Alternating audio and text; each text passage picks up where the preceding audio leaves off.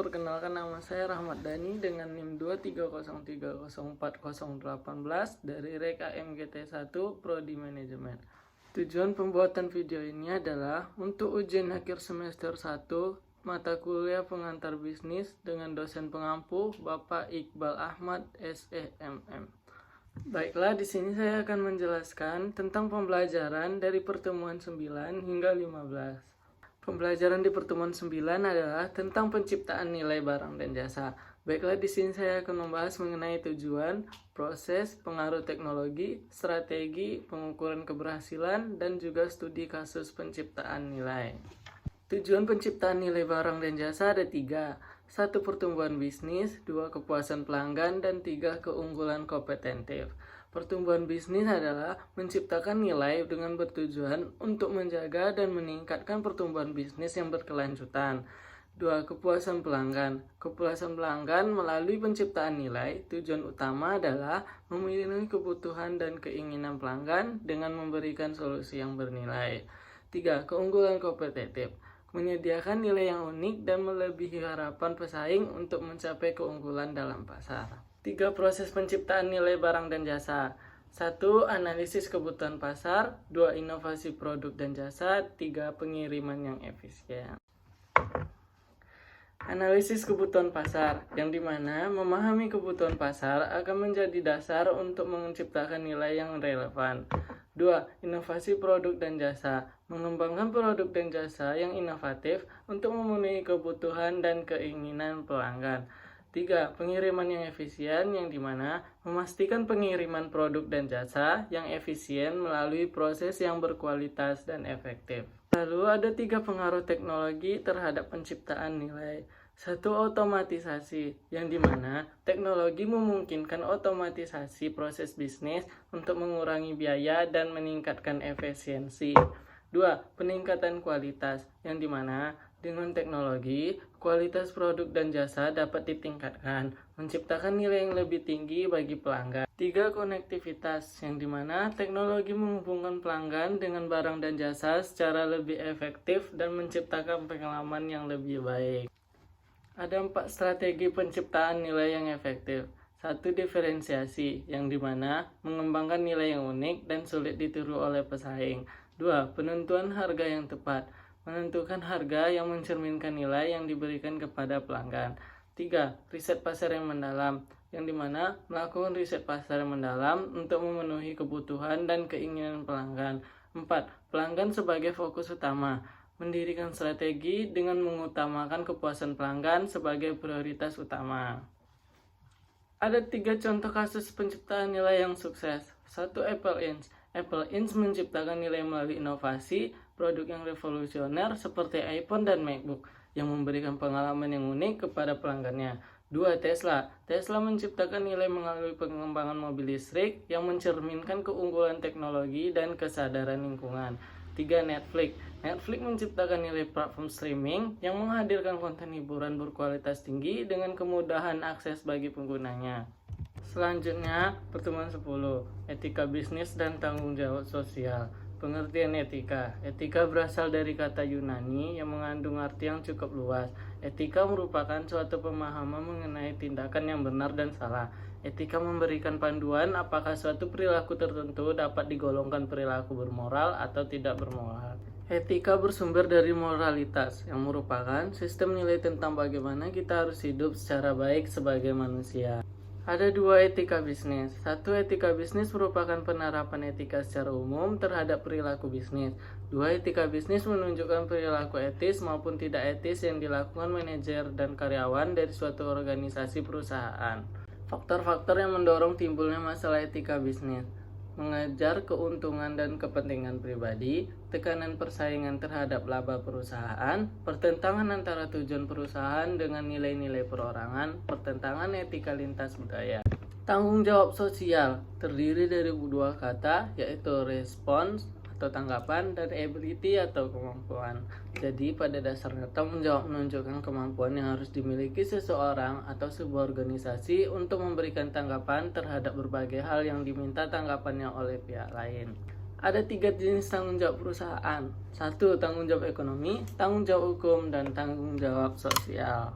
Tanggung jawab sosial perusahaan atau yang disebut dengan corporate social responsibility, yaitu bentuk kepedulian perusahaan terhadap lingkungan eksternal perusahaan melalui berbagai kegiatan yang dilakukan dalam rangka penjagaan lingkungan, norma masyarakat, partisipasi pembangunan, serta berbagai bentuk tanggung jawab sosial lainnya.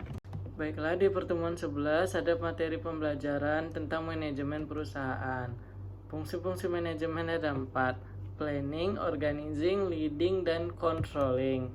Yang dimana planning itu adalah suatu perencanaan pengembangan tujuan-tujuan perusahaan serta memiliki serangkaian tindakan atau strategi untuk mencapai tujuan-tujuan tersebut. Cangkupan dari perusahaannya adalah menetapkan tujuan, menganalisis lingkungan, menetapkan arah, dan evaluasi identifikasi kekurangan dan kelemahan perencanaan perusahaan. Yang kedua ada organizing. Organizing adalah suatu proses memperoleh dan mengatur sumber daya perusahaan, baik manusia, modal, dan teknologi dapat secara baik menjalankan rencana yang sudah dibuat dan mencapai tujuan organisasi. 3. Leading atau directing merupakan fungsi manajemen yang bertujuan untuk memberikan panduan kepada karyawan sehingga kegiatan organisasi akan berjalan sesuai dengan yang diinginkan organisasi. 4. Ada controlling, merupakan bentuk pengawasan dan kontrol dari manajemen terhadap kegiatan organisasi, apakah sesuai dengan rencana yang ditetapkan dan sesuai dengan arah organisasi. Ada 4 peranan manajerial. 1. Peran interpersonal, peranan manajerial, peran informasi, dan peran pengambilan keputusan. Peran interpersonal adalah manajer harus melakukan interaksi dengan karyawan dan orang-orang di sekitarnya. Dari hal inilah muncul peran yang bersifat interpersonal. Peran interpersonal meliputi figurehead, yaitu kewajiban pemimpin untuk mengikuti acara-acara sebagai perwakilan perusahaan. Leader, yaitu manajer berperan sebagai pemimpin untuk memacu kinerja karyawan. 3. Relation, yaitu peran manajer dalam berhubungan dengan pihak lain di luar hubungan atasan dan bawahan. Peran informasi adalah manajer berperan dalam memperoleh dan menyebarkan informasi yang berkaitan dengan perusahaan dan organisasi. Peran informasi meliputi monitor, yaitu manajer berperan mengawasi kebutuhan informasi yang diminta. 2. Disseminator, yaitu manajer berperan dalam menyebarkan informasi yang relevan dan dibutuhkan organisasi.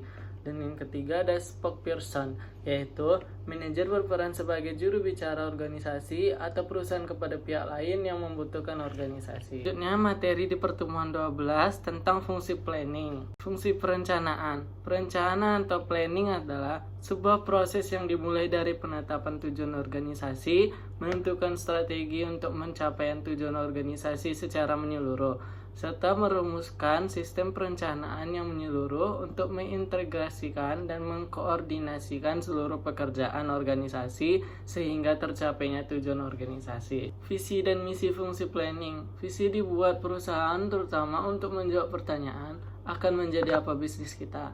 Pernyataan visi menunjukkan arah strategis perusahaan untuk mencapai hasil di masa yang akan datang. Dan misi adalah misi dibuat perusahaan terutama untuk menjawab pertanyaan bisnis apa yang akan kita lakukan atau kita masuki. Dan perencanaan dimulai dengan menjawab 5W1H, yang dimana what, why, where, when, who, how.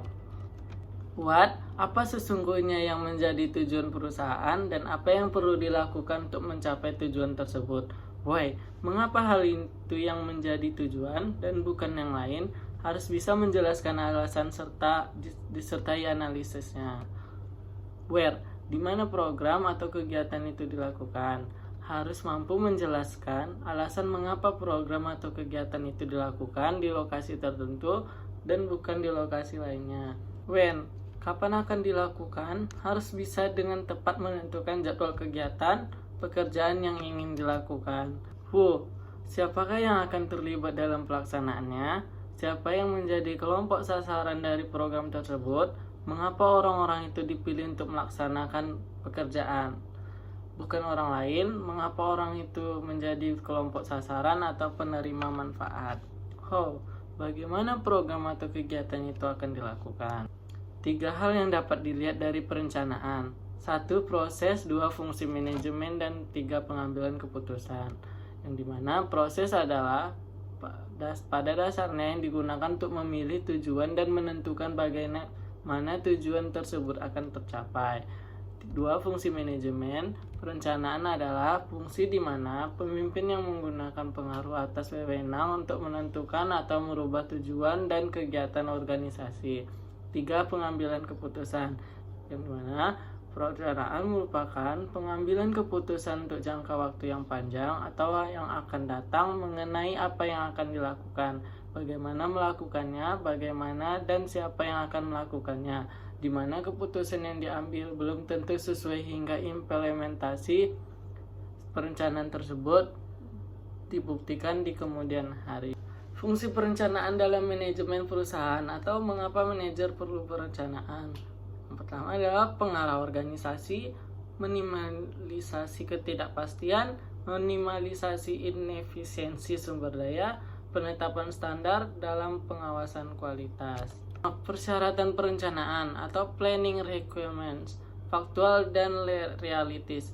Apa yang dirumuskan oleh perusahaan sesuai dengan fakta dan wajar untuk dicapai dalam kondisi tertentu yang dihadapi perusahaan.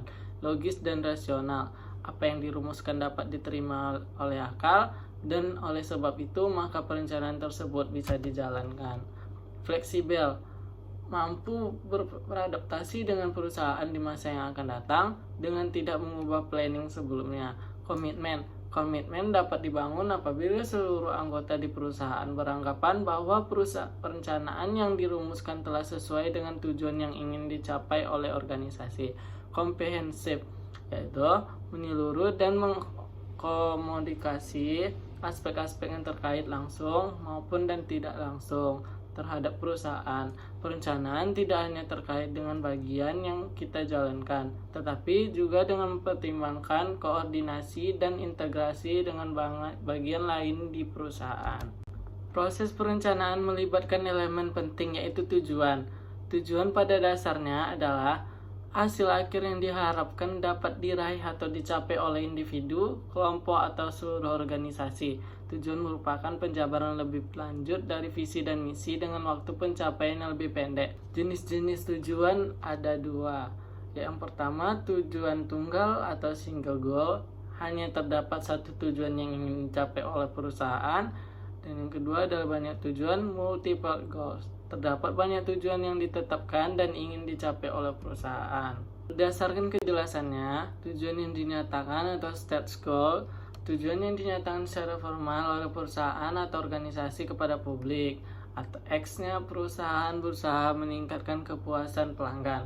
Tujuan yang aktual dan nyata atau real goals. Tujuan yang tidak dinyatakan kepada publik akan tetapi secara aktual dan nyata berusaha dicapai oleh para anggota di dalam organisasi atau perusahaan.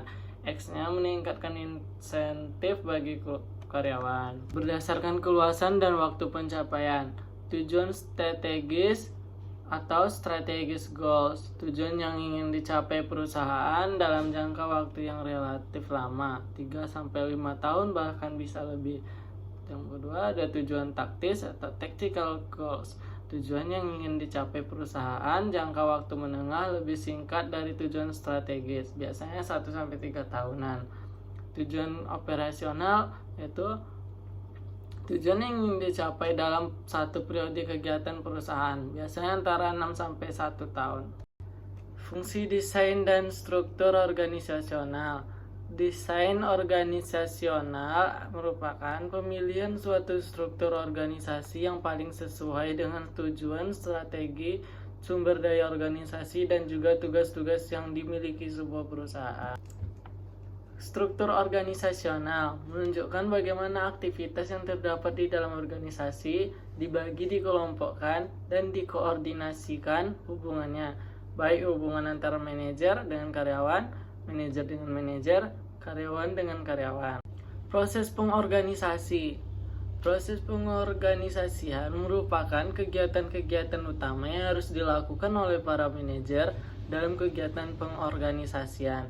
Proses pengorganisasian memiliki 5 tahapan. Yang pertama, pembagian kerja, departementalisasi, pengembangan hierarki organisasi, pengisian jabatan, dan pengkoordinasian. Pembagian kerja. Tahap pertama dalam proses pengorganisasian adalah membagi seluruh beban kerja menjadi tugas-tugas yang secara logis dapat dikerjakan oleh individu-individu maupun kelompok dalam suatu organisasi. Departementisasi. Tahap kedua adalah pengelompokan tugas-tugas dan juga sumber daya manusia yang memiliki kesamaan rumpun tugas ke dalam suatu kelompok. Yang ketiga, pengembangan hierarki organisasi. Mengembangkan hierarki organisasi yang akan mengatur pertanggungjawaban masing-masing jenjang manajemen yang terlibat di dalam organisasi.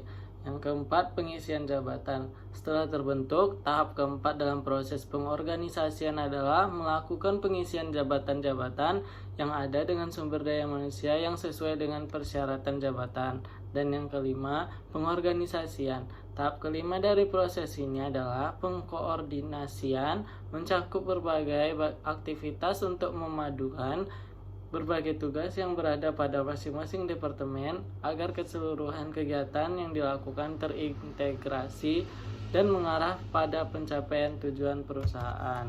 Faktor yang memengaruhi struktur organisasi yaitu lingkungan organisasi. Semakin cepat perubahan yang terjadi di lingkungan perusahaan, maka semakin besar ketidakpastian yang akan terjadi sehingga hal tersebut akan menyebabkan para manajer menghadapi masalah yang lebih besar untuk memperoleh sumber daya organisasi yang langka. Strategi. Pada saat manajer sudah melakukan pemilihan strategi, maka untuk dapat mengimplementasikan strategi tersebut, maka harus ada struktur organisasi yang menunjang implementasi strategi. Ketiga, teknologi. Semakin tinggi tingkat penggunaan teknologi, maka dibutuhkan struktur organisasi yang fleksibel untuk meningkatkan kemampuan manajer untuk memberikan respon terhadap situasi yang tidak diperkirakan. Kelima, sumber daya manusia. Semakin tinggi keahlian tenaga kerja dalam suatu organisasi dan semakin tinggi diperlukan kerjasama di antara mereka dalam suatu kelompok atau tim untuk melaksanakan tugas mereka. Maka struktur organisasi yang lebih tepat adalah struktur organisasi yang fleksibel. Dan materi pembelajaran terakhir yaitu tentang fungsi kepemimpinan, yang dimana kepemimpinan adalah suatu proses yang dilakukan manajer perusahaan untuk mengarahkan dan mempengaruhi para bawahannya dalam kegiatan yang berhubungan dengan tugas, agar para bawahan mau mengarahkan kemampuannya baik secara individu ataupun secara anggota tim untuk mencapai tujuan yang telah ditetapkan perusahaan. Penggunaan kekuasaan atau power, yang dimana kekuasaan adalah kemampuan yang dimiliki seseorang untuk menguasai sumber daya agar suatu pekerjaan dapat dilaksanakan. Kekuasaan dapat berkonotasi positif maupun negatif. Sumber-sumber kekuasaan yaitu lewat power, yang dimana kekuasaan yang muncul sebagai akibat dari seseorang yang posisinya memungkinkan dirinya untuk memberikan penghargaan terhadap orang-orang yang berada di bawahnya.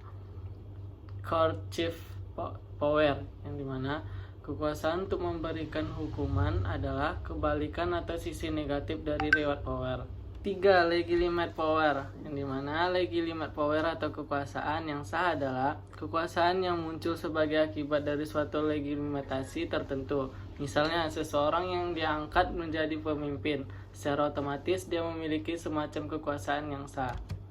Faktor yang mendasari adanya kekuasaan. Expert power, kekuasaan yang berdasarkan keahlian atau kepakaran adalah kekuasaan yang muncul sebagai akibat dari kepakaran atau keahlian yang dimiliki oleh seseorang. Referent power, kekuasaan yang muncul akibat adanya karakteristik yang diharapkan oleh seseorang atau sekelompok orang terhadap seseorang yang memiliki pengaruh terhadap seseorang atau sekelompok orang tersebut. Unsur-unsur yang membentuk motivasi. Pertama, upaya, menunjukkan ukuran dari intensitas dari dorongan yang dimiliki seseorang. Dalam hal ini, orang yang termotivasi akan menunjukkan upaya yang lebih besar untuk mencapai sesuatu.